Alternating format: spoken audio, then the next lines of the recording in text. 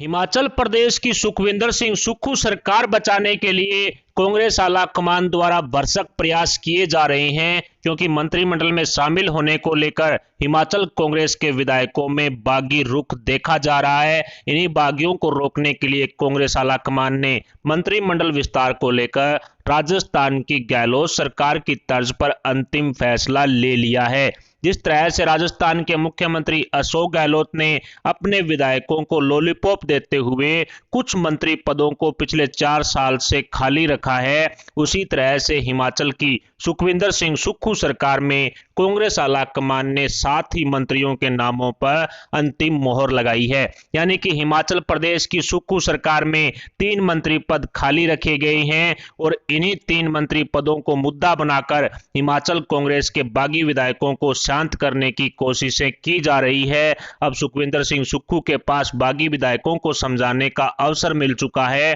क्योंकि 3 पद अभी भी खाली है। ऐसे में बागी विधायकों को यही बोला जाएगा कि इन 3 मंत्री पदों पर आपको ही बैठाया जाएगा। लेकिन कांग्रेस आला कमान भूल चुकी है कि सुक्खू सरकार में 3 ही मंत्री पद रिक्त हैं और कांग्रेस के बागी विधायकों की संख्या 15 से ज्यादा है। ऐसे में मुख्यमंत्री सुखविंदर सिंह सुक्खू सभी 15 बागी विधायकों को कैसे समझा पाएंगे कि बचे हुए 3 मंत्री पद आपको ही सौंपे जाएंगे, और कांग्रेस आला कमान के समझाने पर क्या ये बागी विधायक मान जाएंगे? ये भी एक बड़ा सवाल हिमाचल प्रदेश की राजनीति में उठ खड़ा हुआ है। आज हिमाचल प्रदेश की सुखविंदर सिंह सुक्खू सरकार के मंत्रिमंडल का विस्तार करते हुए 7 मंत्रियों का शपथ ग्रहण समाप्त हो चुका है, जिसमें रानी प्रतिभा सिंह के बेटे विक्रमादित्य सिंह और धनीराम शांडिल सहित बगावती तेवर दिखाने वाले कई विधायकों को कैबिनेट में शामिल किया गया है। सुखविंदर सिंह सुक्खू सरकार के मंत्रिमंडल में सोलन से विधायक धनीराम शांडिल,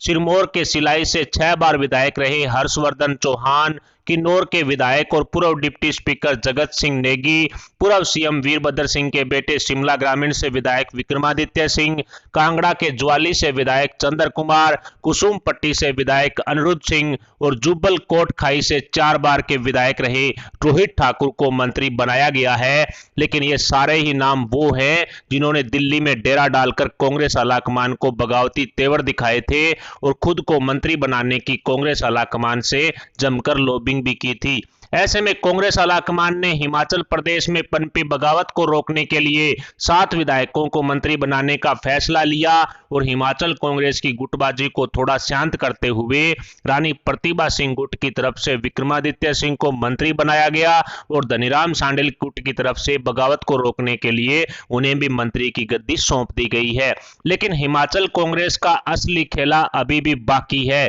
क्योंकि मंत्री पद सिर्फ 3 खाली हैं और मंत्री बनने वालों की संख्या 15 से ज्यादा है। ऐसे में बताया जा रहा है कि 2024 लोकसभा चुनाव के बाद सुखविंदर सिंह सुक्खू सरकार के मंत्रिमंडल का दूसरे चरण में विकास किया जाएगा, यानी कि बचे हुए 3 मंत्री पदों को लोकसभा चुनाव 2024 के बाद ही भरा जाने की आशंका जताई जा रही है, क्योंकि कांग्रेस आलाकमान को लोकसभा चुनाव 2024 में हिमाचल प्रदेश में बहुत बड़ा नुकसान होने की आशंका है। ऐसे में हिमाचल कांग्रेस को टूटने से बचाने के लिए कांग्रेस आलाकमान ने मिशन लॉलीपॉप को हरी झंडी दे दी है, ताकि एन कैन प्रकारेण हिमाचल कांग्रेस के बागी विधायकों को लोकसभा चुनाव 2024 तक झांसे में रखा जा सके कि खाली पड़े मंत्री पद उन्हीं के तो हैं। लेकिन कांग्रेस का ये मिशन लॉलीपॉप कितना कारगर सिद्ध होगा ये तो आने वाला वक्त ही बताएगा, क्योंकि बीजेपी नेता जयराम ठाकुर ने हिमाचल प्रदेश में सत्ता परिवर्तन के संकेत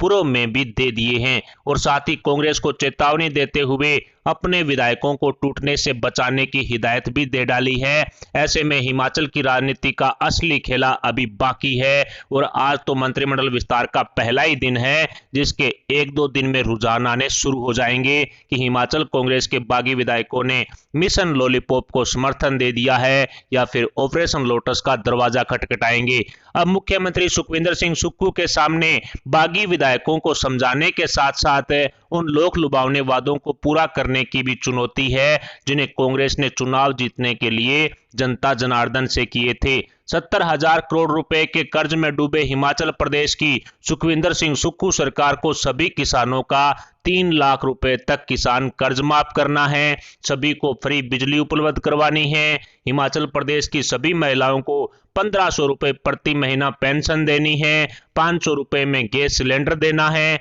ओल्ड पेंशन स्कीम को लागू करना है, बेरोजगारों को हजारों रुपए बेरोजगारी भत्ता देना है, इतना ही नहीं बेरोजगारों को रोजगार भी उपलब्ध करवाना है, आदि ऐसे अनेकों लोभ लुभावने वादे हैं जिन्हें मुख्यमंत्री सुखविंदर सिंह सुक्खू को अपनी पहली कैबिनेट बैठक में हरी झंडी देनी है। लेकिन इन लोक लुभावने वादों को धरातल पर लागू करना सीएम सुक्खू और कांग्रेस के लिए मुश्किल ही नहीं बल्कि नामुमकिन है, क्योंकि हिमाचल प्रदेश पहले से ही 70,000 करोड़ रुपए के कर्ज में डूबा हुआ है। ऐसे में सुखविंदर सिंह सुक्खू कहां से इतना पैसा लाएंगे ताकि हिमाचल प्रदेश की जनता से किए गए वादों को पूरा कर सके। हालांकि राजस्थान, मध्य प्रदेश, छत्तीसगढ़, पंजाब जैसे राज्यों में भी कांग्रेस ने इसी तरह के लोक लुभावने वादे करके सत्ता तो हासिल कर ली थी, लेकिन सत्ता की गद्दी पर बैठने के बाद कांग्रेस अपने वादों से मुकर गई। राजस्थान के मुख्यमंत्री अशोक गहलोत ताजा ही कह चुकी हैं कि किसानों का कर्ज माफ करना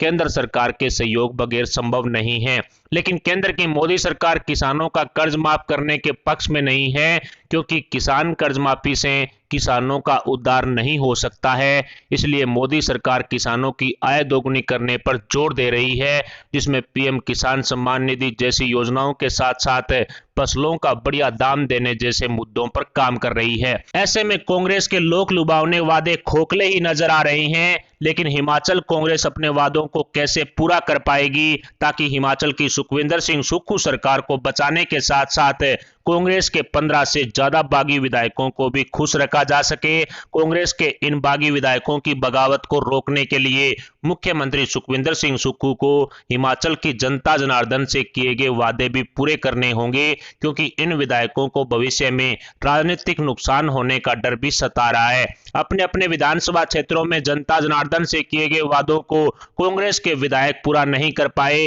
तो फिर अगले किसी भी चुनाव में जनता जनार्दन कांग्रेस का खेल बिगाड़ सकती है, जिससे बचने के लिए सुखविंदर सिंह सुक्खू सरकार को अपने वादे पूरे करने ही पड़ेंगे। जैसा कि पंजाब में कांग्रेस अपने वादों पर खरा नहीं उतरी, तो जनता जनार्दन ने कांग्रेस को अगले ही विधानसभा चुनाव में पंजाब से उखाड़ फेंका। उसी तरह से मध्य प्रदेश की कमलनाथ सरकार अपने वादों पर खरा नहीं उतरी तो चंद दिनों में ही मध्य प्रदेश की कांग्रेस सरकार गिर गई। राजस्थान में भी 4 साल बीत जाने के बावजूद भी मुख्यमंत्री अशोक गहलोत अपने वादों को पूरा नहीं कर पाए हैं। ऐसे में राजस्थान की जनता जनार्दन भी गहलोत सरकार के खिलाफ मैदान में उतर चुकी है और इसी साल दिसंबर महीने में राजस्थान विधानसभा चुनाव होने हैं, जिसमें कांग्रेस को सबक सिखाने के लिए राजस्थान की जनता कमर कस चुकी है। राजस्थान, पंजाब, मध्य प्रदेश में कांग्रेस की हुई खस्ता हालत को देखने के बाद हिमाचल प्रदेश की सुखविंदर सिंह सुक्खू सरकार को अपने वादों पर खरा उतरना ही पड़ेगा,